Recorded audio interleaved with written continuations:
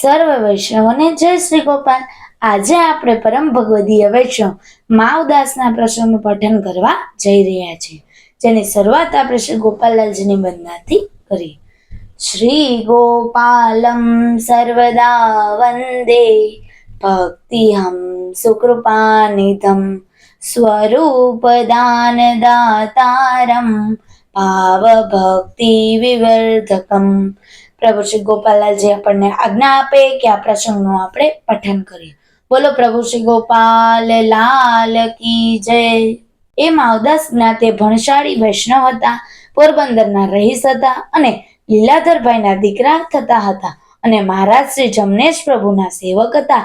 એક દિવસ માવદાસના મનમાં આવ્યું કે આજે પંચ પરવણી છે, તેથી ઘણા માણસો દર્શન કરવા તથા નાહવા દરિયે જાય છે, માટે હું પણ જાઉં એમ વિચાર કરી પોતાના પિતા શ્રી લીલાધરભાઈને વાત કરી। તે સાંભળી લીલાધરભાઈએ કહ્યું, જે માવા આપણાથી જવાય નહીં, અન્યાશ્રય થાય। ત્યારે માવદાસ કહે, એમાં અન્યાશ્રય શાનો? બધું એકનું એક જ છે, એ તો બધા વહેમ છે।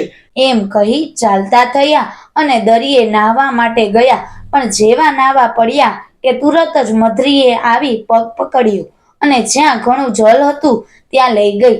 ત્યારે માવદાસે મનમાં વિચાર્યું, જે બાપાની વાત સાચી, મને અન્યાશ્રય થયો છે। એ વખતે જ પોતે મનમાં શ્રી ઠાકોરજીને વિનંતી કરવા લાગ્યા કે હે પ્રભુ, હું તો અજ્ઞાની જ છું, મેં આપના સ્વરૂપને ઓળખ્યું જ નહીં, પણ કૃપા નિધાન આપનું બાનું છે, માટે હે નાથ મને બચાવો તો જ હું બચીશ। એ મુજબ વિનંતી કરી શ્રી ઠાકોરજીનું ધ્યાન કર્યું કે તુરત જ કૃપાના નિધિ એવા શ્રી જમનેશ પ્રભુએ ત્યાં પ્રગટ થઈ તેને દર્શન આપ્યા અને મધરીના મોઢા ઉપર એક મુઠ્ઠી મારી કે તુરત જ મધરીએ માવદાસનો પગ મૂકી દીધો।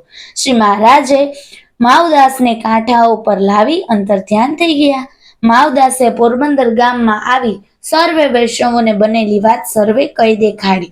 તે દિવસથી માવદાસ પતિવ્રતાનું પણ પાડવા લાગ્યા અને મહારાજશ્રીનું ધ્યાન ધરવા લાગ્યા। આવી કૃપા મહારાજશ્રીએ પોતાના નિજ સેવક ઉપર કરી।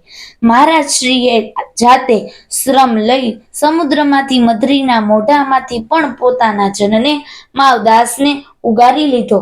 તેની કૃપાનો પાર નથી। જો આ પ્રસંગના પઠનમાં મારાથી કોઈ ક્ષતિ રહી ગઈ હોય તો તું દાસાનો દાસ જાણીને મને ક્ષમા કરજો। બોલો પ્રભુ શ્રી ગોપાલ લાલ કી જય।